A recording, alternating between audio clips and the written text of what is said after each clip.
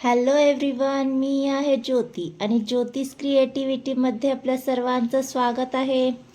आज मी नाश्त्यामध्ये बनवलेले आहे उपीट, जे अत्यंत हेल्दी आणि टेस्टी आहे आणि सर्वांची फेवरेट देखील आहे. तर मग रेसिपीला सुरुवात करूया.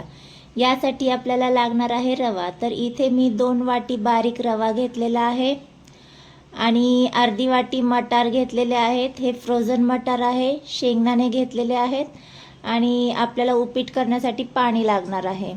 आणि इथे फोडणीसाठी मी कांदा घेतलेला आहे, मिरची घेतली, कोथिंबीर, कढीपत्त्याची पाने आणि काजूचे तुकडे घेतलेले आहेत. तर सगळ्यात अगोदर आपल्याला गॅसवर कढई गरम करायला ठेवायची आहे आणि आपल्याला हा रवा भाजून घ्यायचा आहे. तर छान मीडियम गॅसवर आपल्याला हा रवा भाजून घ्यायचा आहे. जास्त इथे आपल्याला गोल्डन करायचा नाही आहे. थोडाफार याचा कलर चेंज झाला की आपल्याला हा रवा काढून घ्यायचा आहे, कारण रवा भाजल्यामुळे उपीट करताना तो छान फुलला जातो, चिकट होत नाही. मीडियम गॅसवर आपल्याला सतत मिक्स करत हा रवा भाजून घ्यायचा आहे. रवा भाजतोय तोपर्यंत एक साईडला आपण पाणी गरम करण्यासाठी ठेवून देणार आहोत. आपण उपीट करताना गरम पाण्याचाच वापर करायचा आहे.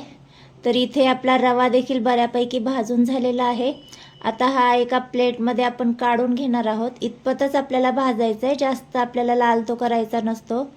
तर हा पूर्णपणे आपण प्लेटमध्ये काढून घ्यायचा आहे आणि पुन्हा त्याच कढईमध्ये आपल्याला आणखी 2 चमचे तेल घालून घ्यायचं आहे.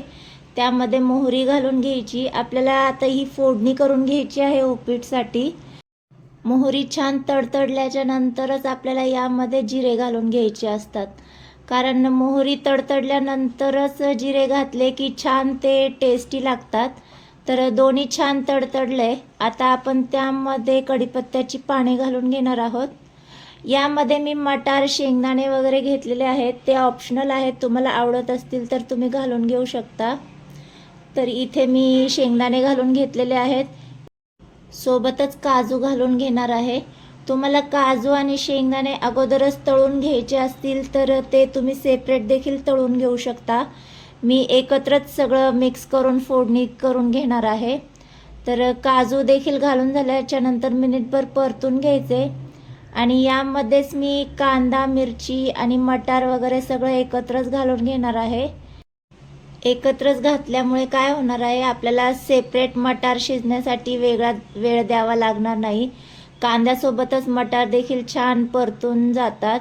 तर फ्रोझन असल्यामुळे ते जास्त वेळ लागत नाही मटारला. तर कांद्यासोबतच ते छान सॉफ्ट होऊन जातील. त्यामुळे मी सगळं एकत्रच घालून घेतलेलं आहे. साधारण 5 मिनटं हे मी असेच परतून घेणार आहे. तर तुम्ही पाहू शकता इथे मटार वगैरे छान सॉफ्ट झालेले आहेत आणि कांदा देखील बऱ्यापैकी परतून झालेला आहे. यापेक्षा आणखी तुम्हाला करायचा असेल तर तुम्ही तो देखील करून घेऊ शकता, पण यापेक्षा जास्त केला की तो कडवट लागेल. त्यामुळे मी इतपतच परतून घेणार आहे आणि यामध्ये आता आपण भाजून घेतलेला रवा घालून घेणार आहोत.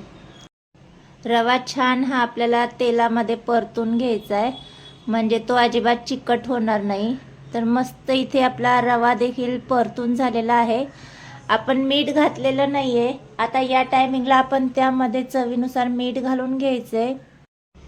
पुन्हा 1-2 मिनटं आपल्याला हे परतून घ्यायचं आहे. इथे मी शेंगदाणे आणि काजू हे फोडणीमध्येच घालून घेतलेत. तुम्हाला जर तसे आवडत नसतील तर तुम्ही ते तळून घ्यायचे आहेत आणि वेगळे काढून घ्यायचे आहेत आणि जेव्हा आपण उपीट सर्व करू तेव्हा देखील तुम्ही काजू आणि शेंगदाणे घालून घेऊ शकता. तर छान हे परतून झालंय आणि आपलं पाणी देखील बऱ्यापैकी गरम झालेलं आहे. तर आता थोडं थोडं करून पाणी आपण यामध्ये घालून घ्यायचंय आणि लगेच सतत मिक्स करून घ्यायचे, कारण पाणी गरम असल्यामुळे गुठळ्या होण्याचे चान्सेस असतात. त्यामुळे फटाफट हे मिक्स करून घ्यायचे आणि साधारण मीडियम गॅसवर 5 मिनटं आपल्याला याची वाफ काढून घ्यायची आहे. तर वाफ काढून झाल्याच्या नंतर तुम्ही पाहू शकता मस्त इथे आपलं उपीट तयार झालेलं आहे. तर पुन्हा छान मिक्स करून घेते मी आणि यावर भरपूर अशी कोथिंबीर घालून घ्यायचं आहे आणि गरमागरम इथे आपल्याला उपीट सर्व करून घ्यायचं आहे. तर मस्तच इथे आपलं उपीट तयार झालेलं आहे. दिसायलाही खूपच कलरफुल दिसतंय. त्यामुळे मी इथे हळदीचा वापर केलेला नाही आहे, कारण हळद घातली असती तर त्याचे कलर एवढे उठून दिसले नसते, त्यामुळे मी हळदीचा वापर केलेला नाही आहे. तर तुम्हाला जर आवडत असेल हळद तर यामध्ये तुम्ही हळद घालून घेऊ शकता. तर मस्त आपलं इथे उपीट तयार झालं आहे. आपण आता सर्व करून घेऊयात. सर्व केल्याच्या नंतरच तुम्ही यावर शेंगदाणे आणि तळलेले काजू घालून घेऊ शकता. तर मस्त इथे गरमागरम असं हेल्दी उपीट आपलं तयार झालेलं आहे.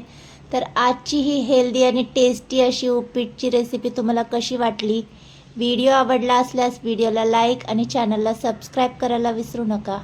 आणि अशा छान छान हेल्दी आणि टेस्टी रेसिपीसाठी ज्योतिष क्रिएटिव्हिटी चॅनल पाहत राहा. पुन्हा भेटू नवीन व्हिडिओसोबत. तोपर्यंत बाय.